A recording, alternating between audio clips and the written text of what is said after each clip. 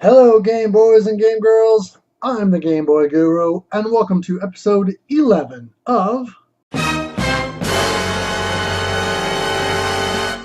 Dramatic Readings. In this series, I play a game and you watch me play.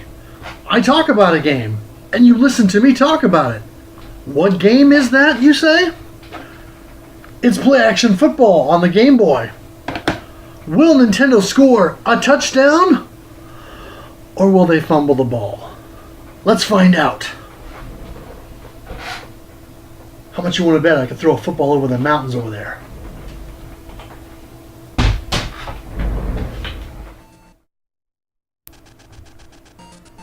I must begin this review with a bit of history, nostalgia, and a confession. When I wrote this review in late 2015, I was reeling from the news that the Kansas City Royals, long the proverbial butt of many a baseball joke, had won the World Series against the New York Mets. Though I don't consider myself a sports fan, I got a little bit of whiplash with that announcement and had to check my calendar to make sure it wasn't 1985 again. I was a fan of baseball for many years as a kid, until the players' strike brought the ugly realization that athletes can often be petty, whining oafs that are just money hungry. Granted, they're not all like that, but the strike certainly gave me a new perspective on things. So while my love for baseball lasted a number of years, my interest in professional football was relatively short-lived. In 1985 and 1986, I fancied myself a pro football fan, if only to impress my classmates and the neighbor kids who all thought I was a giant dork. Spoiler alert, I was. I told people I was into the Dolphins and the Bengals, and that Dan Marino was pretty much the best quarterback on the planet. Of course, I never really watched any football games because we had one TV in the house, my parents weren't into pro football, and none of my friends invited me over to watch with them. Subsequently, my neighbor kids and kids at school saw through my petty charade. Yes, I was destined to be a nerd. I'm not totally devoid of football knowledge, however.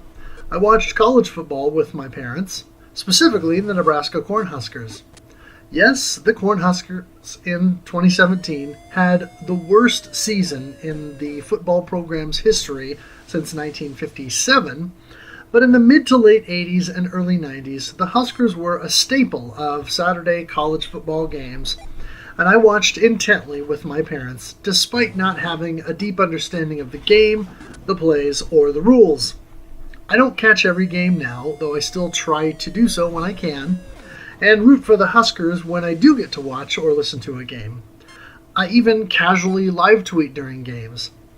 Having said that, my knowledge of the game of football is still very limited, and I'm saying that to set up this review and perhaps give some perspective as to my feelings on this game. The other thing I'll say is that, as most gamers of my generation know, while Tecmo Bowl for the Nintendo Entertainment System was a pretty good football game for its time, the ball didn't really get rolling, pun intended, with video football games until the 16-bit era, when you had Joe Montana football and, of course, the kingpin itself, John Madden football. That didn't stop every game console from receiving some sort of football title, and the Game Boy certainly saw a handful of pigskin games. By my count, there are 11 total football titles on the venerable handheld, though 2 of those are combination baseball and football titles. Part of me is dreading having to review those carts. Cramming 2 fully realized sports games into a single Game Boy cartridge in the early 1990s would have been a feat unto itself, but also require real thought and design. I guess I just don't have that much faith in licensed titles from that era, which can be attributed to the low number of them that actually turned out to be good games.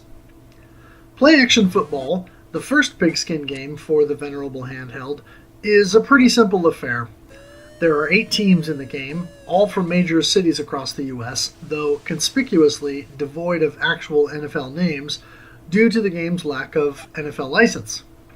The manual makes no mention of differences between the teams, and I was not able to really gauge any kind of discernible difference in team or player stats and abilities.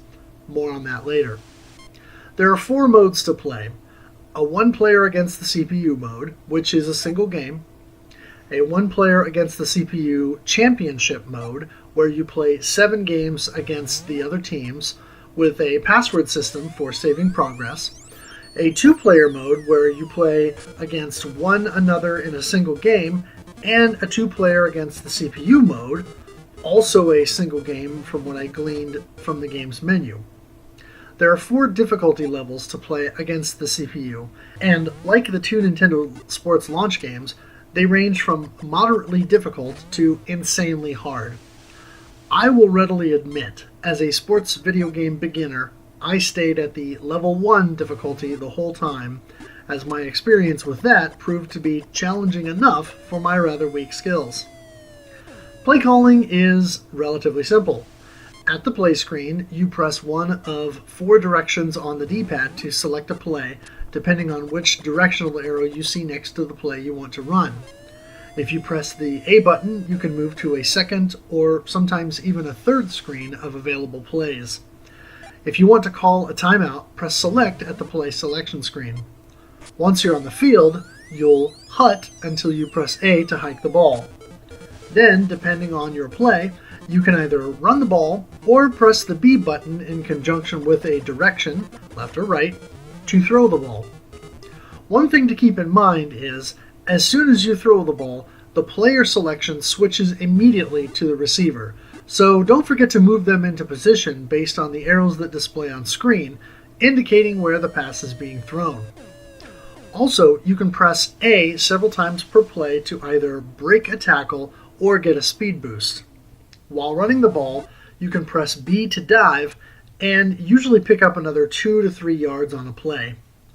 On defense, you also have the speed boost available for each player, and you can press the select button to switch to whichever teammate is closest to the ball. Again, you can dive to try and tackle the runner by pressing the B button.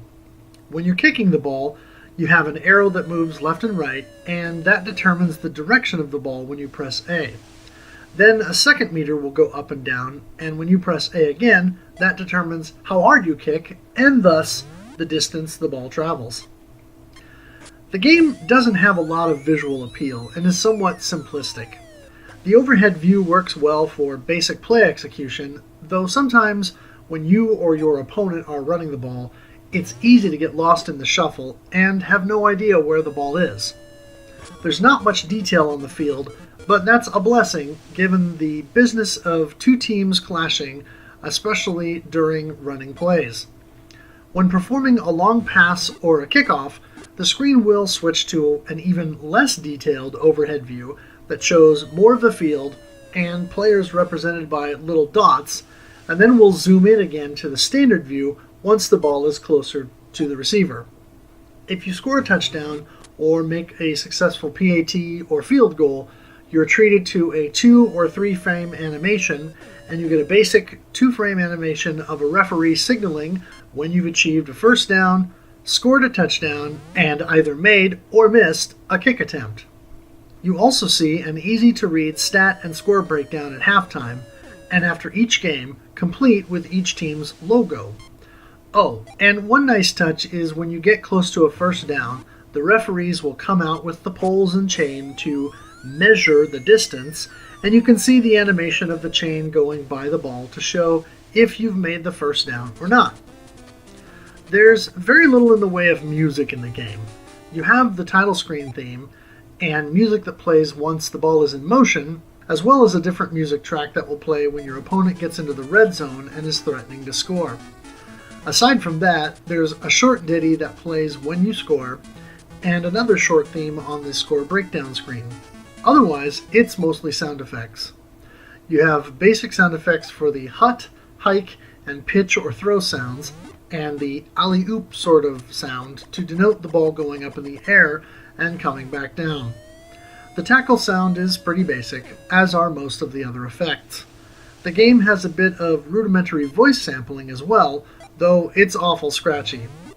There are voice samples for first down and touchdown, but as you can imagine, they sound so much alike that they're almost indistinguishable.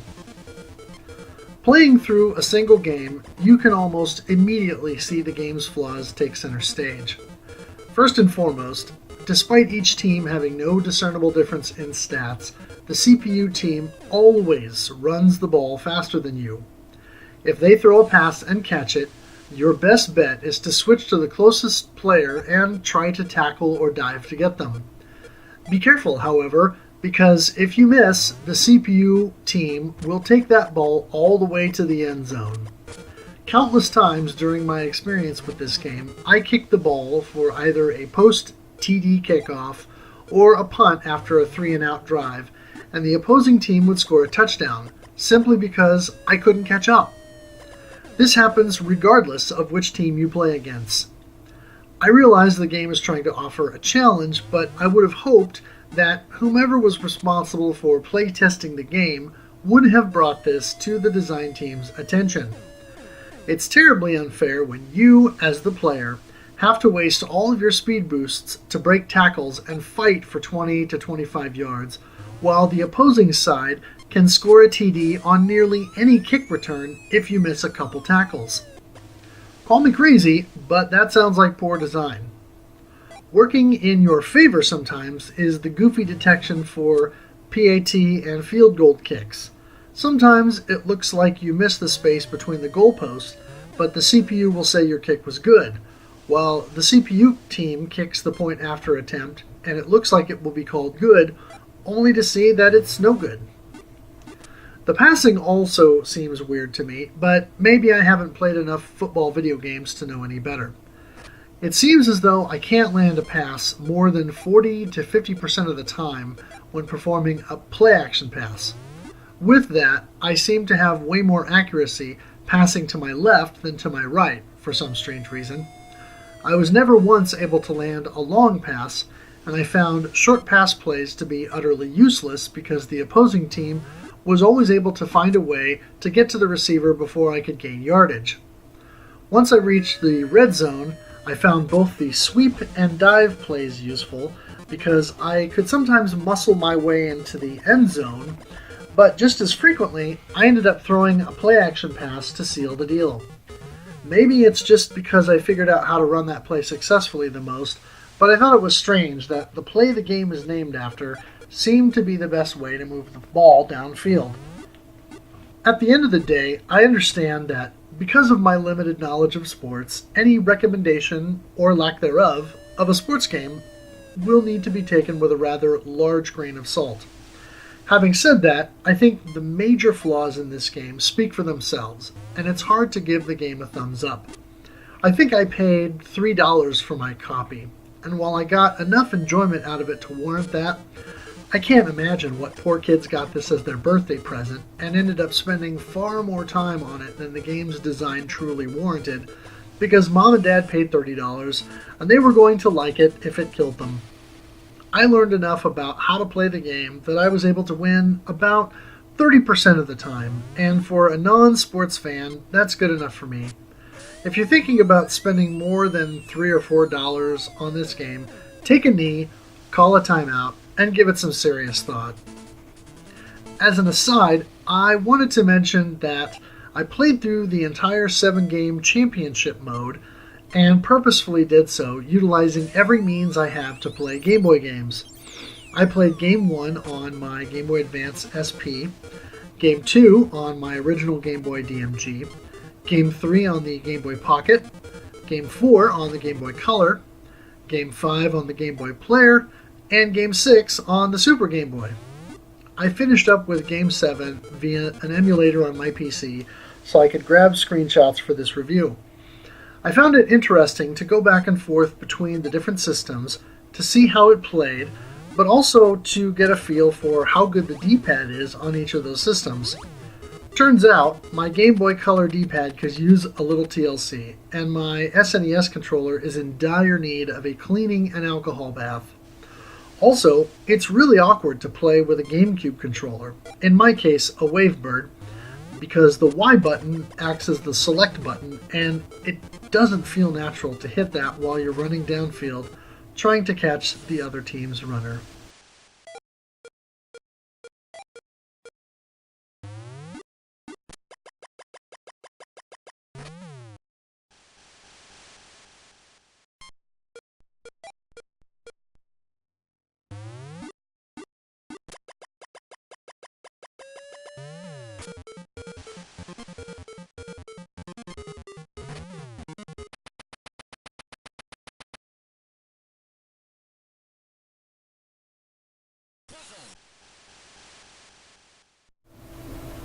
Final score, Nintendo, 0. Players, 0. In this game, everybody loses. Unfortunately, instead of scoring a touchdown, Nintendo fumbles the ball. It's not the worst football game that I've ever played, and it's probably not the worst video football game out there, but it certainly is not one that I can recommend, and not one that I would say you should spend any money on unless you're either a diehard football fan, you played it as a kid and have really fond memories of it, or you're a masochistic collector like myself who has to have everything. Otherwise, steer clear of this one. Thanks for watching, everyone. As always, make sure to follow me on Twitter at GameBoyGuru. Also, I'll have the link to the original written review for this down in the description below. And make sure you check out all my other reviews at GameBoyGuru.blogspot.com. Also, make sure to check out Nira and his channel. I'll have a link to that below as well. He did the intro music to the channel, all the videos on my channel, and has done a ton of great chiptune and game music covers. So make sure to check those out. Thanks for watching, thanks for playing, and game on.